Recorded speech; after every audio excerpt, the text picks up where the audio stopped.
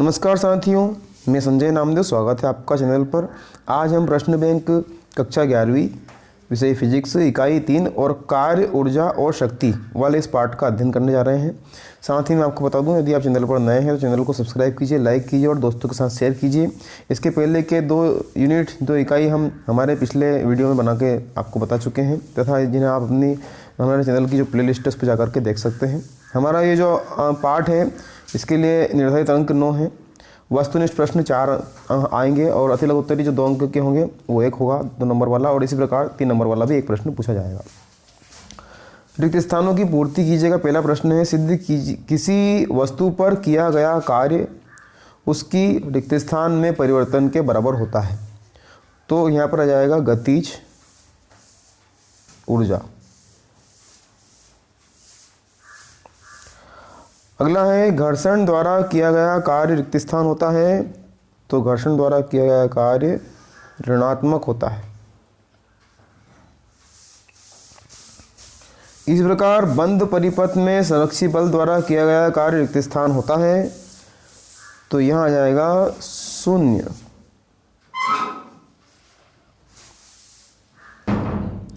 अगला हमारा प्रश्न है, कार्य करने की दर को रिक्त स्थान कहते हैं। तो कार्य करने की दर को शक्ति कहते हैं।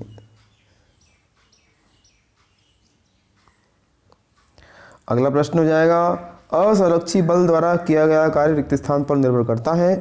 तो यहाँ आ जाएगा पथ पर, उसके पथ पर।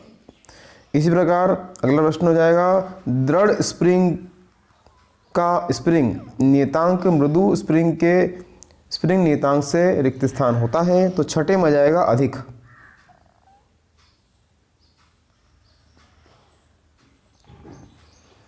इसी प्रकार किसी बंद परिपथ में संरक्षी बल द्वारा किया गया कार्य रिक्त स्थान होता है। तो वो हो जाएगा 0। सही विकल्प का चयन कीजिए वाले प्रश्न की यदि बात करें तो निम्नलिखित में से ऊर्जा का मात्रक नहीं है। तो निम्नलिखित में से जो ऊर्जा का मात्रक नहीं है वो हो जाएगा वाट। किसी निकाय की स्थितिज ऊर्जा बढ़ेगी यदि, किसी निकाय की स्थितिज ऊर्जा बढ़ेगी यदि, तो इसका उत्तर हो जाएगा सी वाला, निकाय द्वारा संरक्षी बल के विरुद्ध कार्य किया जाए। इसका उत्तर सी वाला हो जाएगा।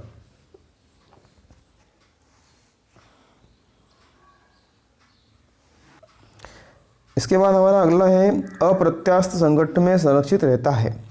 तो अप्रत्यास्थ संघट्ट में संरक्षित रहता है संवेग, बी वाला हो जाएगा।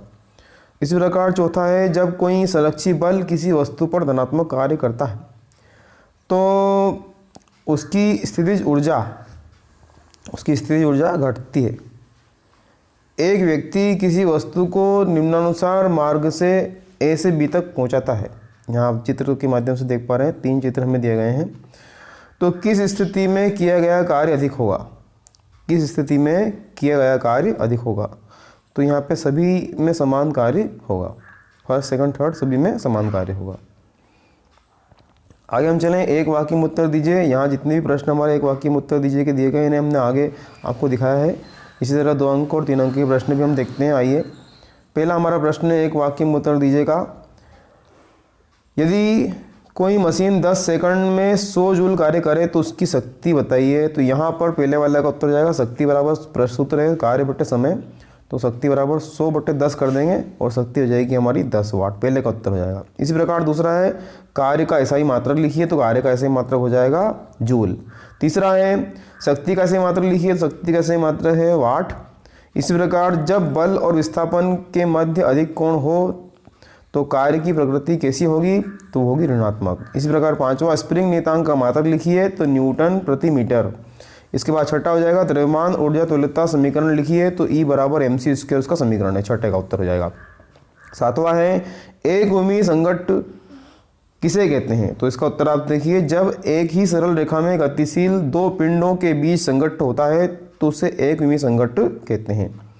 आठवां हमारा हो जाएगा इसी प्रकार, द्विविमी संघट्ट किसे कहते हैं? तो आठवां हो जाएगा, 2 विमाओं में होने वाली संघट्ट को द्विविमी संघट्ट कहते हैं। अब आगे बढ़ते हैं, 2 नंबर वाले प्रश्नों की बात कर लेते हैं। तो 2 नंबर वाला जो प्रश्न हमारा है, ऊर्जा संरक्षण का नियम लिखिए। इस नियम के अनुसार ऊर्जा न तो उत्पन्न की जा सकती है और ना ही नष्ट की जा सकती है, केवल उसका रूपांतरण होता है। इस प्रकार ब्रह्मांड में संपूर्ण ऊर्जाओं का कुल योग नियत रहता है। मतलब ऊर्जा केवल एक रूप से दूसरे रूप में परिवर्तित होती है। हमारा पहला प्रश्न था 2 नंबर के लिए। अब 2 नंबर के लिए दूसरा प्रश्न है, शक्ति की परिभाषा, मात्रक एवं विमीय सूत्र लिखना है। तो किसी कार्यकर्ता के कार्य करने की दर को उसकी शक्ति कहते हैं, या कोई कार्यकर्ता इकाई समय में जितने कार्य करता है उसे उसकी शक्ति कहते हैं। इसका विमीय सूत्र है mL/T-3। आगे यदि बढ़े हम, तो यदि f बराबर एक सदिश के रूप में हमें पद दिया गया है i 3i + 4j + 5k और विस्थापन d बराबर 5i + 4k - 3k, तो इस प्रकार कार्य की गणना कीजिए। जो दिया है उसे हमने लिख दिया है f और d के मान। हम जानते हैं कि जो कार्य है वो होता है fd, तो यहाँ पे f और d का मान रख देंगे। और यहाँ पर क्या होता है कि ये कोष्टक के अंदर इस कोष्टक का जब गुणा करते हैं तो इसके लिए एक नियम का पालन किया जाता है। ये i.i जो है इसका मान 1 होता है, j.j का मान 1 होता है, k.k का मान भी 1 होता है। ये सूत्र है, मतलब i का i में, j का j में और k का k में गुणा जब हम करते हैं तो ये 1 होता है। इसीलिए आप देख पा रहे हैं यहाँ पर कि 3i का 5i में गुणा हुआ 15, 5 3 15, i.i 1 हो गया। 4j का 4j में गुणा, 4 का 4 में गुणा 16 और j.j 1 हो गया। इसी प्रकार माइनस है तो माइनस लगा दिया और 5 का गुणा 3 में 15 हो गया। और शेष जो गुणांक होते हैं उनका मान क्या होगा, 0 होगा। किस प्रकार से 0 होगा इसको भी देख लेते हैं।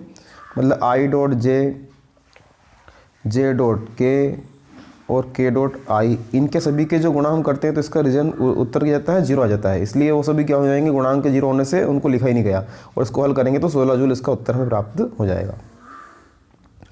आगे हम चलें, हमारा 2 नंबर के लिए अप्रत्यास्थ संघट्ट क्या होता है ये बताएंगे। अप्रत्यास्थ संघट्ट वे संघट्ट हैं जिनमें निकाय का संवेग तो संरक्षित रहता है किंतु गतिज ऊर्जा संरक्षित नहीं रहती। दैनिक जीवन में कीचड़ को छिटक कर दीवार पर चिपकाना और गोली का लक्ष्य के अंदर घुसकर रुक जाना अप्रत्यास्थ संघट्ट के उदाहरण हैं। कार्य ऊर्जा प्रमेय लिखिए।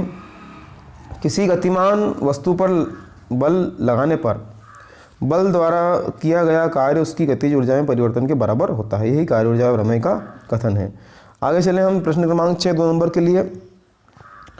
2 सदिशों के अदिश गुणा के कोई 2 गुण लिखिए। तो अदिश गुणनफल क्रम विनिमय नियम का पालन करता है और अदिश गुणनफल वितरण नियम का पालन भी करता है। क्रम विनिमय नियम का तात्पर्य यह है कि i.j बराबर j.i या j.k बराबर k.j हो जाएगा। मतलब यहाँ पर क्या है, ये क्रम विनिमय नियम अदिश गुणा का तात्पर्य है कि जो डॉट के सापेक्ष गुणा होता है उसे अदिश गुणा कहते हैं और इसे ये क्या है, क्रम विनिमय नियम का पालन करता है। इसी तरह वितरण नियम का पालन भी ये करता है। 7वां है प्रत्यास्थ स्थितिज ऊर्जा की परिभाषा लिखिए। वस्तु के प्रत्यास्थता के गुण के कारण उसमें संचित स्थितिज ऊर्जा को प्रत्यास्थ स्थितिज ऊर्जा कहते हैं। ये हो जाएगा। नाभिकीय विखंडन में ऊर्जा किस प्रकार प्राप्त होती है। तो नाभिकीय विखंडन में अत्यधिक ऊर्जा उत्सर्जित होता है और नाभिकीय ऊर्जा इसे हम कहते हैं। हमारा 3 नंबर के लिए प्रश्न है, शक्ति के लिए सूत्र P बराबर F.V का सत्यापन हमें करना है। तो मान लेते हैं किसी वस्तु पर नियत बल F लगाने पर t समय में वस्तु पर विस्थापन d होता है। तो हम जानते हैं कार्य का सूत्र है Fd हो जाता है। और P हम जानते हैं शक्ति बराबर W/T,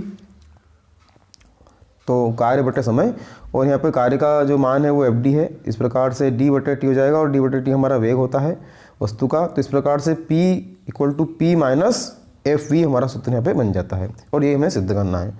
आगे देखें हम, कोई बाइक 5 मीटर प्रति सेकंड के एक समान वेग से गतिमान है। यदि सड़क द्वारा टायर पर 300 N का घर्षण आरोपित होता है तो बाइक के इंजन की शक्ति ज्ञात कीजिए। इस तरह से इस प्रश्न को यहाँ पे हल करके दिखाया गया है। दिया गया है बल वेग और हम जानते हैं इंजन की शक्ति बल गुणित वेग सूत्र है, इसमें मान रख देंगे केवल और उत्तर हमारा प्राप्त हो जाएगा। किसी भवन के भूतल पर लगा पंप 300 घन मीटर आयतन की पानी की टंकी को 15 मिनट में भर देता है। यदि टंकी भूतल से 40 मीटर ऊपर हो तो पंप द्वारा व्यय शक्ति ज्ञात कीजिए। तो इसका भी सूत्र यहाँ पे जो दिया है वो लिख करके सूत्र लगा करके केवल मान ज्ञात कर देना है। चौथा हमारा प्रश्न है, सिद्ध कीजिए कि मुक्त रूप में से गिरती हुई वस्तु की कुल गतिज ऊर्जा स्थितिज ऊर्जा अचर रहती है। तो संरक्षण का जो नियम है वो लिखा है यहाँ पर, और इसके बाद में इसकी उत्पत्ति, जिसका व्यंजक आप वीडियो को स्क्रॉल करके बताने का प्रयास कर रहा हूँ मैं, ताकि आपको कम समय में पूरा हल प्राप्त हो सके। इसका व्यंजक आप अपनी कॉपी में लिख लेंगे। संरक्षी बल और असंरक्षी बल में अंतर। संरक्षी और असंरक्षी बल में अंतर दिया गया है। इस बल द्वारा किसी कण को एक बिंदु से दूसरे बिंदु तक ले जाने में किया गया कार्य कण के मार्ग पर निर्भर करता है, और यहाँ पर कण मार्ग पर निर्भर करता है, मतलब ये भी ठीक है, ये नहीं करता है, ये नहीं करता है और ये करता है। इसी तरह और भी यहाँ पे नियम अंतर दिए गए हैं, आप देख लेंगे। अगला प्रश्न है, किसी स्प्रिंग को खींचने या दबाने पर स्थितिज ऊर्जा के लिए सूत्र स्थापित कीजिए। तो उसका सूत्र, थोड़ा सा वीडियो को रोक करके चित्र बना लेंगे, क्योंकि ये सब आपका पढ़ा हुआ है, एक रिवीजन मात्र है, तो यहाँ पर इस माध्यम से आप रिवीजन करेंगे। एक प्रश्न है 7वां, साइकिल सवार ब्रेक लगाने वाला, इसे हल करके दिखाया गया है। छोटा सा प्रश्न है, लेकिन इस प्रकार से आपका ये भाग जो है समाप्त हो जाता है।